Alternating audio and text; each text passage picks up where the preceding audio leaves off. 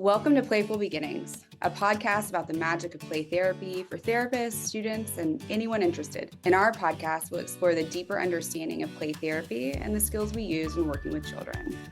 We hope to help you understand the why behind what we do and how it helps kids heal and grow. I'm Dr. Kristie Opiola, a working play therapist and university professor in North Carolina. And I'm Dr. Maggie Parker, a play therapist and professor in Virginia. Hey, Kristie. Hey, Maggie. How are you? I'm good. How are you doing? I am doing well. Thanks for asking. Yeah.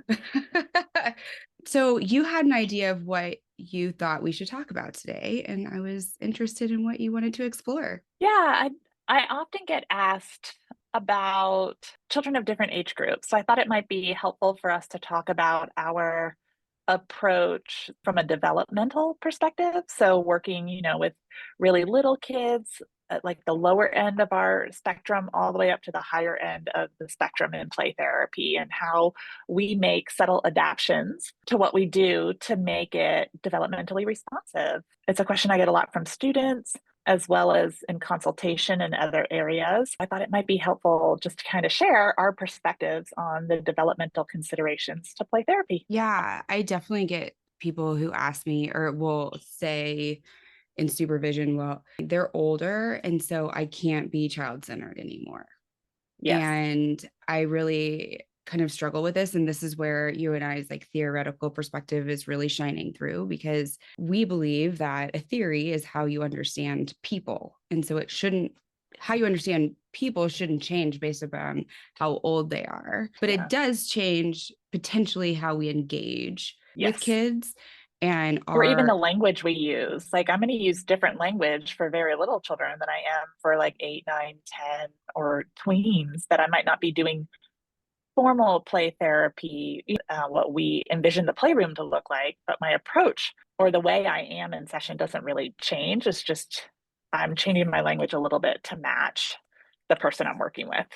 Yeah, no, I think that's really important. I think that for me personally, and I think my students and supervisees too, it makes a lot of sense for us from like the 3 to 8. And then I start to get nervous when I get my 9, 10, 11-year-olds in the room, right? And like you can kind of see the 9-year-olds still want to play and they still want to engage, but it's in a different way, I think, in my experience. Mm-hmm. And even I just taught a play therapy course. And so I was helping people find kids to work with. And some of them were all, most of them were in 3rd grade. And it's like, oh yeah, but they also still engaged so much. So yeah, what are your kind of thoughts? Well, I think there's 2 things I often think about, like in the initial consult with parents or with the school, whoever I'm working with, when they're talking about kids is the first thing I think about is the environment we're going to meet in, right? So I have found, and it's hard to say it's an age group as much as just looking at it more individually about how kids will engage in the traditional play space. And so I'm very thoughtful about that. Do I need to make some considerations of the materials I have in there? Do I need to kind of expand the toys that I have in the playroom? Or do we need more of like an activity space to meet where they have access to toys if they want toys, but they also have some more manipulative, creative, expressive arts, crafts, sand tray, basketball hoop, right? Like really being thoughtful about that. And then for the really little, so, like that 2 to 3-year-old range, like the playroom can be really too big, too overwhelming. Do I need to make a few adaptations to the space to better meet their needs to be, sometimes our playrooms are too big. Mm-hmm. For very little children. So even just kind of, is there a way I can condense the space a little bit for them so that they're more engaged, they have closer proximity to me, that they might need to feel safe, to feel like they can connect and attune with the therapist in the space. And so that's one thing I think about. I also am very conscious of the words I use. I want to use words that kids are going to understand. And so I don't want to use baby language for my older kids. I put baby language in quotes because some of them will say like this area is for babies, or don't talk to me like a baby. And so I want to be mindful of shifting that a little bit. And then for very little kids, I don't want to use too big of words or too many words, right? Sometimes I shorten my statements to help connect better. Mhm. Yeah. So, what I about for you? find, well, I find that when I work with little kids, I Hmm. tend to also like reflect feelings in a way that like it's like my tone of voice and Matches too. sounds, yeah, as opposed to necessarily the words, even though like using the words is really important at this age because they're Hmm. learning them. But sometimes it's going to be like, oh, that felt icky. Like you didn't like that. And that's going to be, Yes. icky. I'm trying to think of other words that I use. Oh, wow. Wow is a big one. Um, that was actually my brother's first word. Oh, Wow. And that's so everything cute. was, it was really cute. Wow. Wow. Everything was wow, which I think is such a good reflection of like kids because everything is new and exciting. Yes. Or Um, overwhelming, or right? Like, I mean, wow can mean lots of different wow. things depending on the intonation we put on it. Wow can be exciting, but wow can also be like, whoa. Hmm. And so I tend to do that, or I find myself doing that a lot when I'm working with the little kids. Yeah. The older You know what else kids, oh, yeah, go I was going ahead. to say? Something I learned in a book I read a long time ago, and actually had when I lived in Boston, had the chance to meet this person, but Harvey Karp, Dr. Harvey Karp, he is a pediatrician who wrote The Happiest Baby on the Block and The Happiest Toddler on the Block.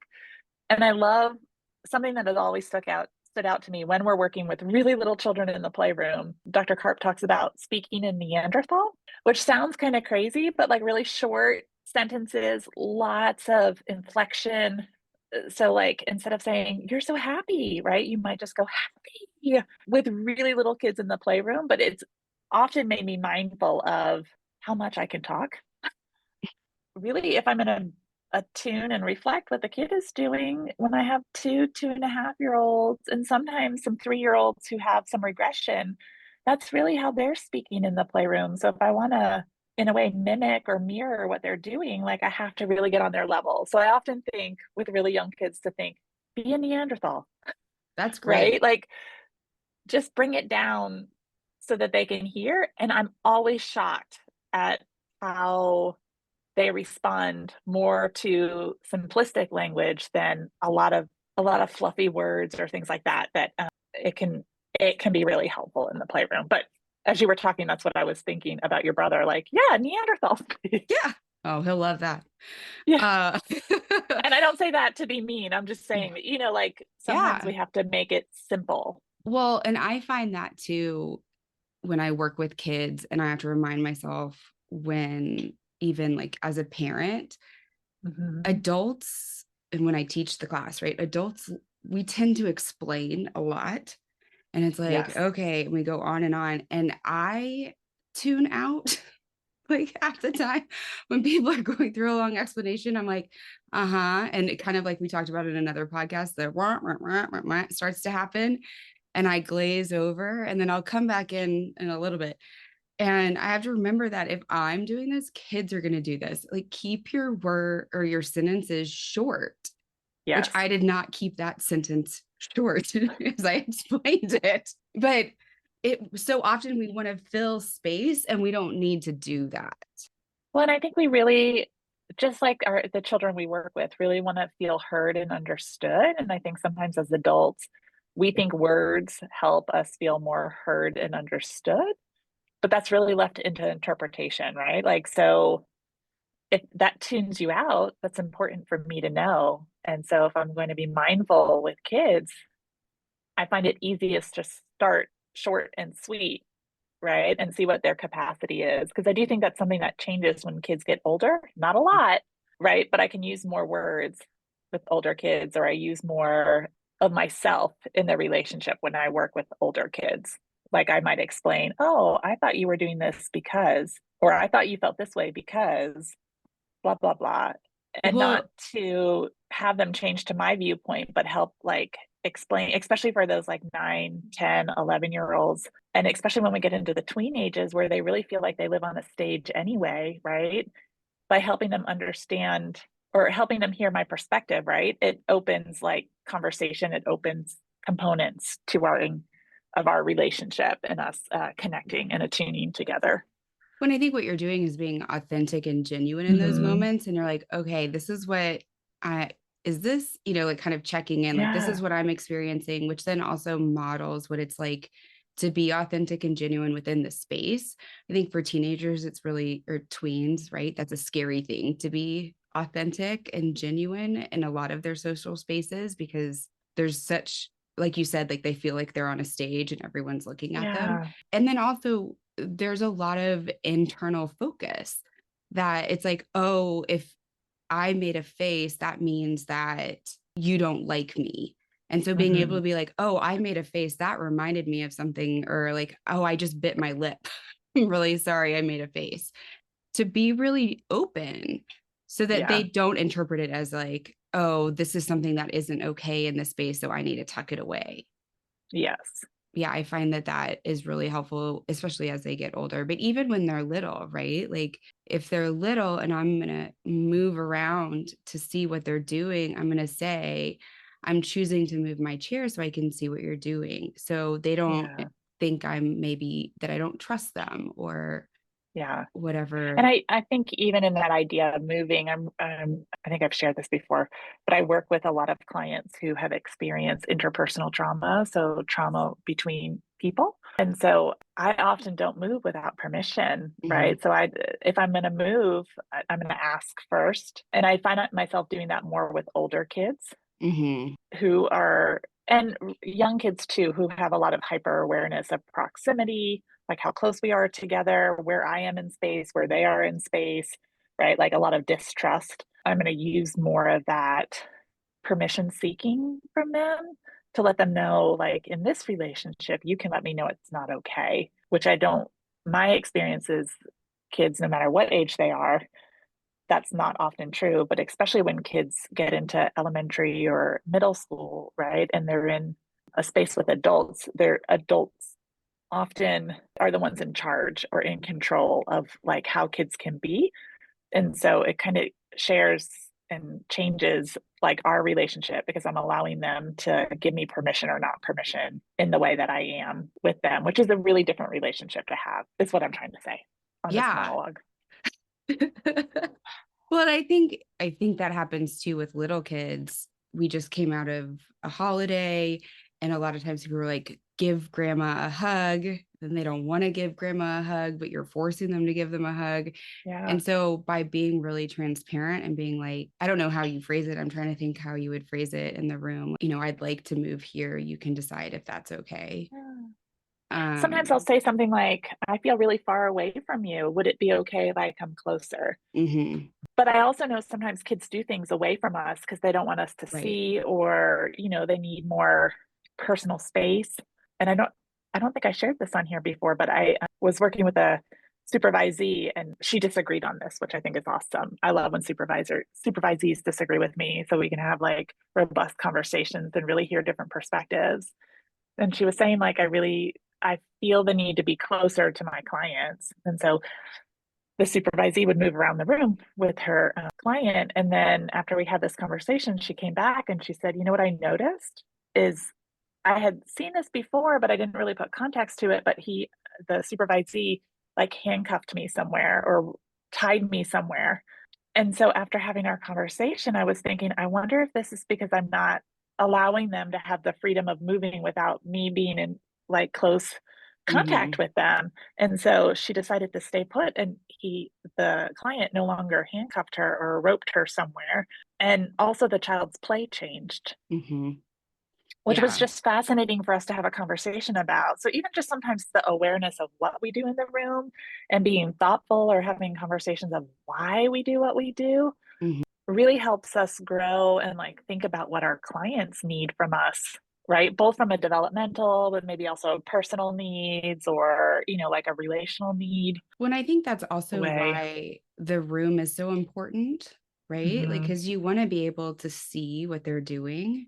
Yeah. And so like in this one room where I was having to move, I wasn't moving within like 3 feet of them. Like I was still Yeah. separate, You but were I just couldn't, shifting I was shifting. perspective. Like, so I would just kind of move like my chair this way and be like, I'm choosing to move because I Yeah. couldn't see the art table from where I was. Right. Yeah.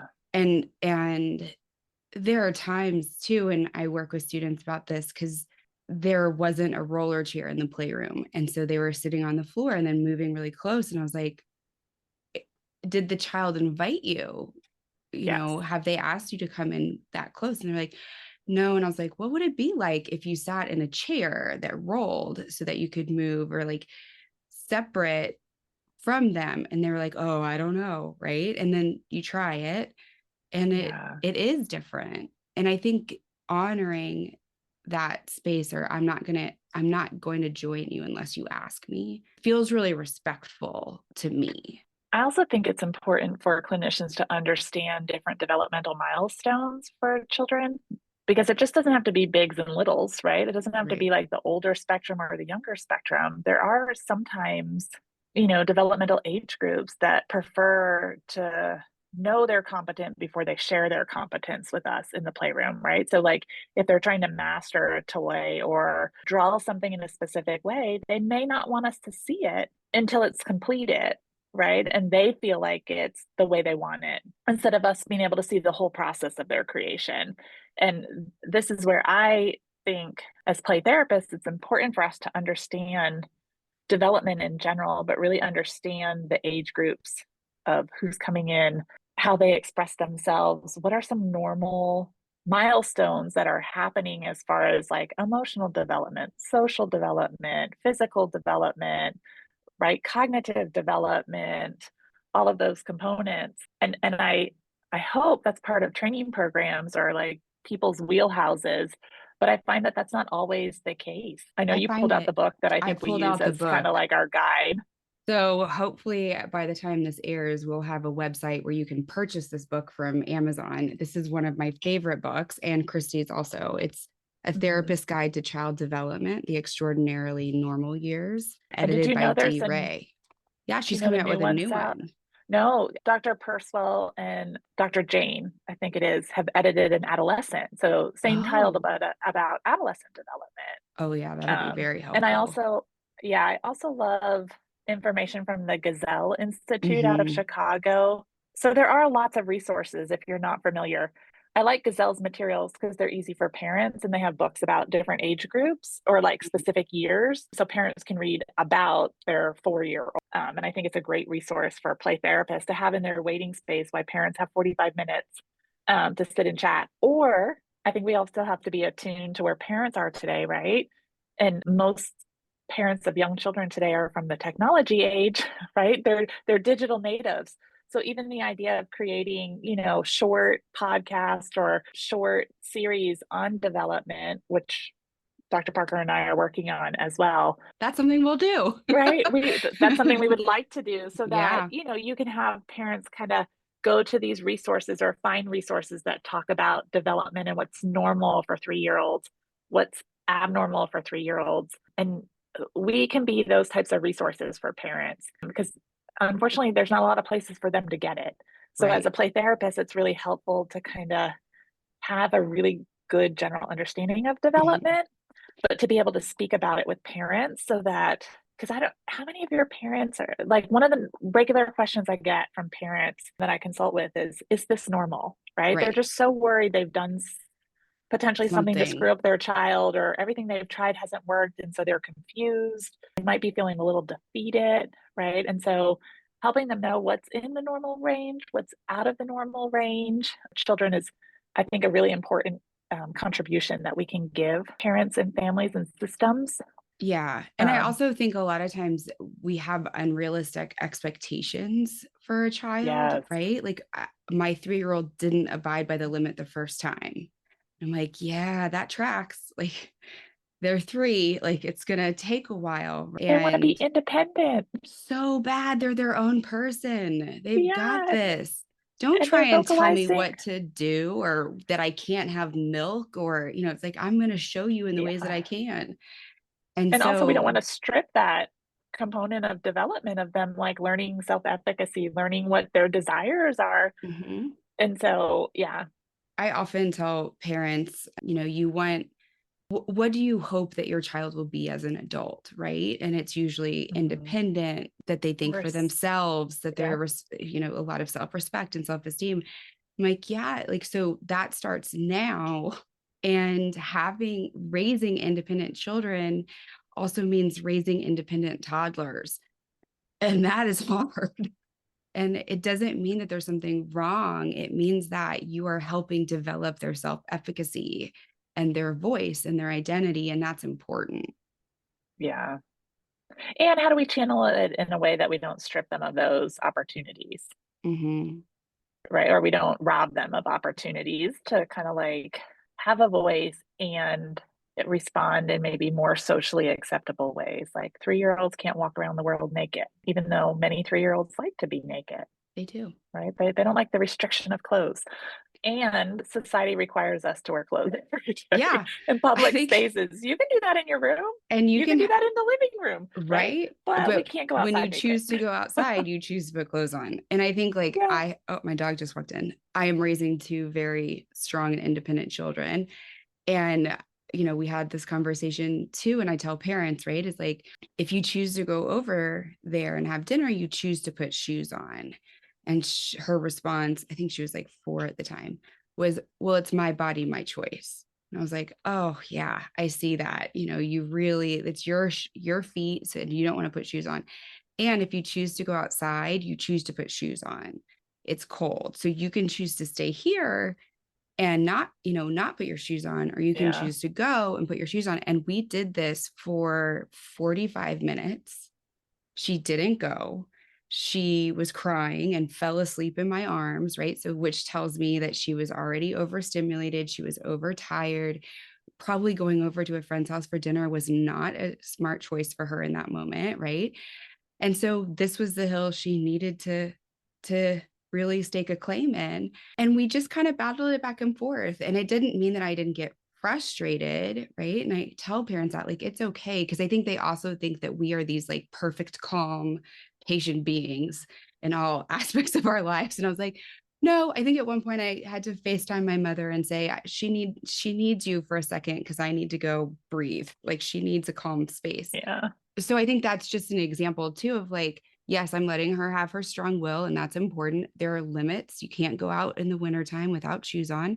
And she had a choice over what she did. She didn't like that choice, but Yeah. she was choosing. And I think that's a way in which I try and help parents understand that you can let them have their voice while also putting boundaries on it and without Yeah. minimizing their voice. Well, and I think if we relay that into the playroom too with play Yeah. therapists, right? Like, because I think those show up in play therapy spaces. Like power dynamics are part of our play therapy space, and we afford children a lot of freedom in the playroom, but there's still structure to that freedom. It's not a free for all that they can behave in any way they want or do whatever they want in the play space. We'll see those same behaviors come out Mhm. in relationship with us as play therapists, depending on how you view like our role of control or a lack of control, right? Sometimes I think that's a hard concept to learn for a play therapist about it's okay for kids to battle and be disappointed in the play space, right? Or really try to maneuver their power in relationship with you, right? But these are all tests of normal relational connections, and those things happen in the play space about you, them wanting you to make a decision, or, you returning responsibility to them, or really Rooms like rotate. dictating to you how they want you to behave or be in Mhm. the play space. Like, don't speak to me at all. My role is not to sit quiet in the playroom. And so, like, I'm going to try to maneuver around that and honor the child's desire for me to be kind of quiet. Right. And so, understanding development really helps us know how to respond in those moments of like, what is actually happening here? Is this a normal Mhm. developmental consideration that we need to take to be thoughtful of as therapists? Or is this something else happening, maybe more relational components or how they often feel silenced or whatever, right? Development helps us to be thoughtful of those things within the play space so that we can respond and conceptualize the client more accurately Mhm. than, just kind of rote decisions that we might Right. think we do based on the textbook that we read as Right. students. One of my favorite examples that you provided was we're taught to return responsibility Mhm. and reflect feeling, and this is what we're supposed to do. And you had a little boy that like really didn't like the way the play therapist before him Yes. spoke. And then you came in, and at first he was like, all right, you're cool. I like the way you talk, which was funny because it was the Yeah, because same I didn't way. talk like his old therapist, and I talked just like her because I was this therapist supervisor, so I knew how she spoke in the playroom. And you were like, yeah. But then he started getting Right? frustrated. And instead of just like going back and over again, and I think that for me, I don't know how you feel, but sometimes when things don't go like they said they would in the book, Yeah. or if I feel a little off kilter, I tend to feel tight in my chest and a Mhm. little bit in my jaw even. And I'm like trying to maneuver what to say.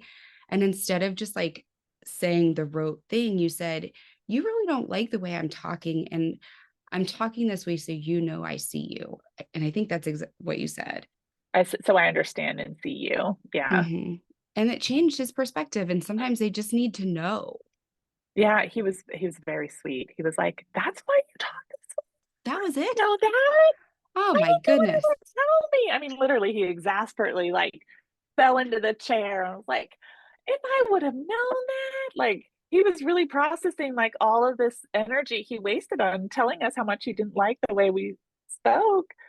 And after I said that, it never came up again. He was like really okay with this different type of language that play therapists speak in the playroom as a way to convey understanding, to convey empathy, to convey that we really treasure and prize the clientele that we get to work with, right? But it was a really good learning experience for me as well about the idea of transparency and helping. Not every kid needs that response, right? But this kid really needed that response. This kid had experiences of really being harmed and manipulated by adults previously in his life, and so he needed greater understanding of like why I was the way I was and why this felt threatening to him is because I was so different than everyone else, right? So by You're not being more predictable. transparent, yeah, and like helping him understand that.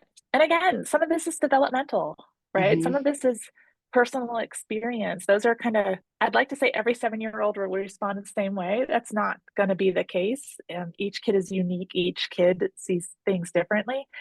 And remember, our milestones are averages or like best estimates of where kids should be. And so every kid is either on mark, maybe a little ahead, maybe a little behind, being thoughtful of that in the playroom, but really matching how we respond Hmm. specific to the kids that we work with. And I think, thank you for getting us back onto track for development, because I tend to just, my mind, I Good. think about something and I get excited. But I do No. think there are going to be certain things that a child's developmental age or stage where they're in, I think stage is probably more accurate than age necessarily, Mhm. that can Well, help we have to you. think of it as developmental and like age specific. They're different, Right. right? So when we talk about development, it's really the characteristics we're seeing from the child and how we match that, right? Like to aged consideration and like where they are. But no, kids are rarely perfectly chronologically matched to their age. They kind of mix and match all over the place. Hmm. And I think, like, I don't know if you've seen these kind of patterns, but when we talk about, or when I was talking about when things kind of go off book and I feel most Hmm. anxious, I find that with the young ones, it's either like when like limit setting around leaving or entering the playroom, and sometimes around touch, like they're much faster. It seems like they're like little like Ping pong uh balls. yeah, ping pong balls. That's perfect. And then the older ones tend to be the ones that look at me and are like, this is boring. And I'm Yeah. like, oh. And those are the like where I see differences in that those developmental stages and how I engage some of those off book moments, Yeah. or like what creates Well, some of and those. I think we also need to be mindful that 3 year olds and 9 year olds have different relational needs, Hmm. right? And how they relate to people look different based on like their advancing cognitive abilities, based on their understanding of social relationships, and also where they are emotionally. And so those are things that I think we need to take into consideration. So I would be really worried if a 3 year old walked into the playroom and said they were bored, right? And they Hmm. didn't like a single thing in there. That would be a big red flag for me compared to a Hmm. 9 year old who might say that. And what I'm thinking for a 9 year old is, ah, these materials might feel then that we might need to enhance the playroom a little bit to match the need of this 9-year-old, Hmm. right? Or even is the playroom the right space to work with this Right. 9-year-old? I was talking with a supervisee on Monday. Yeah, yesterday. She has a kiddo who wants to play basketball. Hmm. It's a sixth grader who loves basketball, right? And the playroom, we're in a school, and so it really doesn't have space for like a basketball hoop on the door. And so they go to the gym, and we've had lots of conversations. The skill set doesn't change, the environment changed a little bit. We have to do some preparatory work to make sure there's not other people in there. There's still confidentiality. But she's using the same encouragement. She's using the same reflection. She's reflecting the client's desire, right? Like to make a layup or do whatever in that space, and or their frustration that things aren't working out the way they wanted to, or they thought they could do this, or whatever it is, all of those skills stay the same. Hmm. The environment is slightly different. Yeah. I think a lot of times when I'm working with older kids, I'm going to have a lot more like arts and crafts Mhm. available, more, I don't know if the, Manipulatives, yeah, like it, hands-on activity-based kind yes, of things. more structured kind of things that they can use how they choose, but that Yep. tools that they could make a Mhm. birdhouse or a Yep. car, whatever that they And sometimes choose. I have to be thoughtful. I worked on a second floor of an old building Oh, that had hardwood floors. And so I had some of those things in our activity space. And I forgot the people below us could hear us hammering a birdhouse on the floor, right? So it sounded like oh, the, the ceiling was caving in, right? that's So funny. also, it's a lot that we kind of have to track and be aware of. But like, what is our space like? And are we offering this? And are we considerate like of our Hmm. neighbors and other stuff that we might have to also pay attention to? But yes, like having more manipulatives for those older age groups that want to be creative in a different way, or Hmm. don't want to use blocks. They actually want to make something that they can keep Yeah. or that they can continue to work on session after session. The one thing I would say with manipulatives, it's better to have open-ended manipulatives. Like Hmm. I tend to not have like model cars, or if something comes with a direction, I don't put the I put directions the out directions with the away. material. I put them away. Though one of my clients found my box of directions because I don't throw them away. I just put them in the box. All of everything that has like directions lives in the same box. So if I need it for any certain reason, I can go back and find it. But they found it. So then they were like trying to match things up in the playroom, which also tells you a little bit more about the kid, their need for order and direction, and maybe difficulty with creativity or something like that. And so all of these things are informative to us, even if Hmm. our attentions are not there. But if you put the directions with it, they feel like they have to follow directions. And so taking the directions away and leaving it more open ended allows for more creativity. Yeah, I agree. I think, I don't know about your experience. I don't usually have these in the playroom, but I'll bring them out with older kids or like Legos. And it's hard to buy Legos that aren't in a set, that don't have directions. I really do work to have just a bunch of ones that you can make what you Yeah. choose, as opposed to this is Harry Potter's world. Also, those are like very expensive. So just trying to let them have that freedom. And Home Depot has a bunch of like free kits you can get for Mhm. kids. And so I just kind of take the pieces out and take the directions out. And then there's paints. I've also found that less sometimes the older kids will go to the sandbox, but sometimes they want the sand tray. Yeah. And so, kind of having that. Now, I also understand that not a lot of people have all of this room to do all of these different things. So, it can be really hard to transition. If you have a 3-year-old one session and then a 12-year-old next session, and it just kind of takes some pre planning. When we were training at North Texas, they had a medicine cabinet on the wall, or like a kitchen cabinet up on the Hmm. wall. And that's where I've put a lot of my older kids' materials. They can typically reach it. And some of the little kids want to get into it, and I just let them know that those materials are not for the play space, right? But for Hmm. my older kids, I kind of give them a secure space that we can house some things that are really developmentally responsive for them, so that even in, a one office practice, you can kind of meet the different developmental needs that are happening there, or a cabinet that locks, right? And Hmm. sometimes my always the 5-year-olds. I don't know why. They're very adamant about wanting to open that locked cabinet. They don't Very like that they curious. can't get into. Yeah, they're very curious, but they also don't like that they're being restricted from something in that moment. And so they're very determined to get into it, but it's locked, right? And the key sits on top, so they don't see it. They don't have access to it. My older kids know that the key's up there, that they can get to it, that this is like a special space for them, which I also think makes the playroom more inclusive for them Mhm. at that time. I'm curious. I have heard of people doing this and I haven't done this and I'm interested in your thoughts, but whether it be like baking together or cooking Oh, together without like whether it be with a recipe or not. And I'm mhm. interested in your thoughts. I know you just like did a training or listened to Yeah, someone I did on. do a culinary therapy training, and it was excellent. I really enjoyed the training. It was by a professional chef, so it was much more structured than maybe I might be as a therapist. But I do cooking and baking with older clients. I think it's a great time for exploration, Do you right? follow Like a I recipe?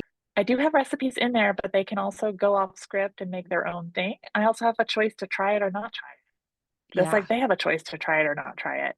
But I think something we have to be really careful of, right, is food introduces a whole different level of liability and other things. Oh So kind of yeah. being mindful about what products we have in there. So I tend to have like simple box types of recipes, but when I work with parents of tweens and teens, it is one of the menu items that they can choose to do their one-on-one time, the you and me time with their kids. And it's a lot about natural consequences. If they choose to follow a recipe and they misread the recipe and they put 2 cups of salt instead of 2 cups of sugar in a recipe, it's disappointing. There's emotions around that, right? Sometimes they displace responsibility. Why didn't you tell me, mom, I was doing it wrong? Like those things might come up, but really, isn't that how we learn? Mhm. Well, and Right? Like an it's opportunities to fail and to succeed. well, It and also it's tells us that a lot about kids' responsibility. thresholds. Yeah. Yes. Yeah. Their Like their thresholds, thresholds for disappointment, thresholds for frustration. Like it gives us a lot. perfectionism, Yep. the willing to try again. Yep. All of those things. And often that's where parents are telling us their kids are struggling, and it just shows up in the space where they get to engage with them. But yes, I have done it. Yes, I have some recipes, or like I really like the inexpensive like muffin mixes and stuff. You just need a convection microwave for it to Mhm. bake, because you can, in a convection microwave you can actually put metal products when you turn it to the convection oven. So it's an easy space to be able to do that stuff. One of my supervisees has an easy bake oven, Mhm. right? And it's just box mixes, but kids, like to do the exploration. Sometimes they mix two things together. Yeah. So they mix the chocolate chip cookie dough and the muffin mix together to see what happens when you make the same thing. And I think they're like, I haven't had the cooking mixes in a room. I very rarely see like older than 9, but they would also make a lot of food in the sand, right? And like water and sand. And so it's still kind of like that tactile thing, I think is really helpful. And then like it can be nurturing, it could be relational, it can be mastery. There's so many different ways in which kids can engage with that. But yeah, that's really interesting. And I'll have to think about that if I start seeing kiddos again. Yeah. And I like to work across the spectrum. I find it really helps kind of keep me mentally agile and engaged. And so I do try lots of different age groups. It is challenging in a single space office to have like the needs Mhm. for everyone. And sometimes I just bring things in. Like I have a tween right now who is very passionate about crocheting and knitting. Mhm. And so she wanted to do that in the play space. It's a relaxing, she's really kind of in emotional turmoil time, right? She's kind of all over the place, which is normal developmentally. And it's calming for her. And she talks a lot when we Mhm. knit, right? Yeah. Because they also start to transition to more conversational. It's not all play, or they don't want to be conversive at all, but play helps them like Relax. express themselves in different ways. And so Mhm. it's really meeting that developmental shift that's happening for our kids, and so we knit together. Yeah.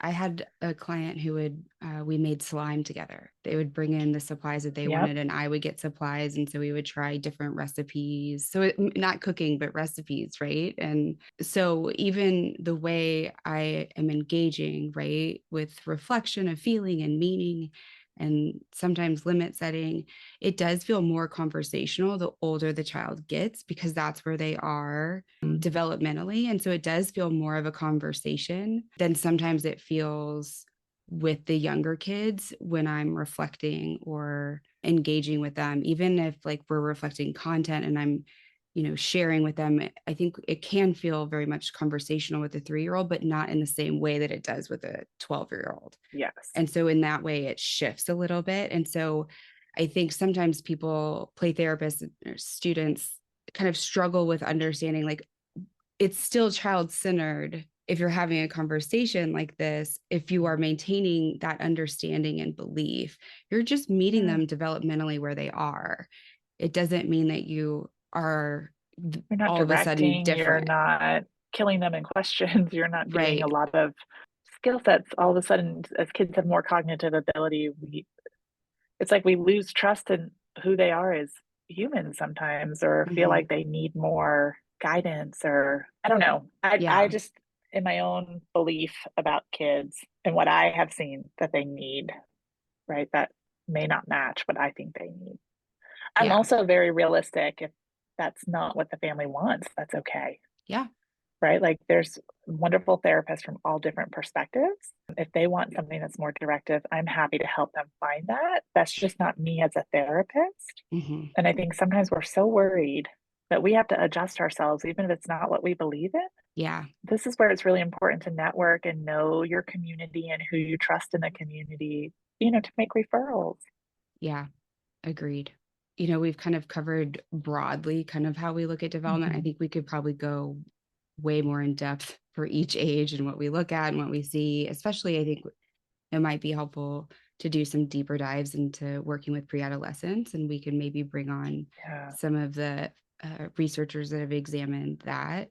But I think like kind of a broad overview. Oh, can Yeah, I go say ahead. one other thing? Yeah. The other thing that I had to like remind myself, because kind of like you, Maggie, when I first started, I really felt comfortable with littles, Hmm. like the younger age groups, the traditional age groups of play therapy. And then as I got into the tweens and teens, there was a lot of like self consciousness and discomfort in me. Which That's mimics not where they are. uncommon, which also mimics where our kids are. So maybe it's more of a reflection of how they're feeling. I'm not sure. But I remember being really insecure about Hmm. working with that age group. That wasn't an easy population. It wasn't an easy time frame for me either, right? So there might have Hmm. been some transference, again, all sorts of things happening. Yeah. But one thing that was really helpful that a supervisor said to me is, 3-year-olds and 5-year-olds think you're the coolest thing since sliced bread, right? Like you're just amazing to them. 9 to 14-year-olds don't always think adults are amazing, and they don't always, love being with their therapist. And it's okay to be uncool, right? Like, and just owning that I'm just not really cool, right? It took a lot of, I say that not because I want to dismiss the age group, but I stopped dismissing myself, right? So, Yeah. like, showing up for yourself in those times to just like be honest, I am who I am. Hmm. Yeah, I'm not always cool to this age group, and I'm okay. Yeah, I do Yeah. know that about myself, right? And so it takes some Yeah. of the, I say that as a way to help me as a therapist take some of the pressure off. Hmm. And the amazing thing about not working so hard to be cool or like to fit in or use always the right, I think it's important to know what kids are saying and to stay abreast of where kids are today. So, language they're using, understanding what the language is. I'm still trying to understand this new lingo. I don't have to use it, I don't have to like speak it the same way they do. And they Oh, also don't like it if I'm no, because then we just speaking in sound their uncool. right? And so, just like understanding that. So take some pressure off yourself that you Yeah. have to like be That, so on top of every little thing about general slang or yeah. different things. I'm working on this project of helping this organization. So I literally on my desk right here have the whole thing of general slangs teens are using right now and what Oh, they wow. mean to like older people.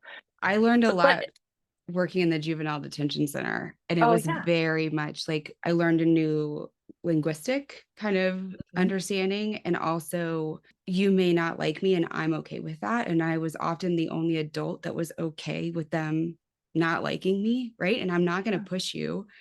And by even just by being okay with you not liking me and being genuine in that, it Mhm. fostered a relationship because I wasn't trying and I wasn't grandstanding, right? Yep. I wasn't forcing like quote unquote respect that many of the adults in that space were doing. And so it was really kind of neat how that went. And then I think I also modeled in a way that it's okay if other people don't like you. It's okay if other people say things about you. I'm not like that doesn't impact me because I know who I am. Yeah, I And think it I think goes to that was our important. congruence, right? Like knowing Mm-hmm. who you are, knowing I'm not really cool. I don't, I'm not the hippest person on the face of this planet, and I don't have to have like all of these extraordinary components to myself to make myself likable or needable, right? That's what mm-hmm, we want to teach kids in our space, that they're just who they need to be, right? Like we also have to grant that to ourselves. And I think when you look at working across the developmental lifespan, that's something you just have to know about yourself. What is my wheelhouse? What is not my wheelhouse? Like mm-hmm, here are my strengths. Here are areas I know are like, tender spots for me. And if I know those things, because I will say those older age groups that we see in play love therapy or in finding. activity family, they love to find They those, right? do. They like to see, they're really about understanding relationships and what pushes relationships, what are triggers in relation. They're trying to figure all that out. They're going to practice it with us as play therapists and as Mm-hmm. counselors, and we have to be able to, To like to hold ebb it. and flow in those relationships and hold space for that and be like, Mm-hmm. ooh, I didn't really like that, Mm-hmm. but I don't not like you any less because you use Right. that. I just want you to know that just didn't feel good to me. Yeah. Well, again, it goes back to that idea it's a way of being, though I might Mm-hmm. respond differently to different people in my life, right? Like I might have different expectations for my clients than I do my partner or a best friend or something like that, where I can express things a little differently. Or sometimes I feel like they should know it, Mm-hmm. right? And so it's more hurtful because I think they know it. Where my clients, I don't make the assumption they have like this deep understanding of me because I really don't share that side of me with my clients. Yeah. And so I don't know. Well, this was really, I think this is gonna probably be a theme of our episodes is that we could keep talking and talking and talking because I find it really interesting and it's just different things come up as we talk. Yeah. But this was really helpful and I think we'll probably need to do a deep dive later on. Yeah. I think that would be fun. We also have other ideas, but if you have ideas that you would like us to talk about, we would love for you to share them with us. I believe Yeah. there's a spot on the website where they can make comments and other stuff, right, You can Maggie? use, yeah, there's comments and then you can put reviews and like, and I don't know if you can subscribe yet because I'm still understanding Apple Podcasts, Yeah. but we'll figure it out. This But is new yeah, to us, y'all. Hang in. yes, we're Um, figuring it out. Yeah, but we would love to hear what you want us to talk about too or expand on. We have some ideas, but they're interesting to us. They may not be interesting to you. So let us know. And thank you for joining us today. Yeah, thanks for listening.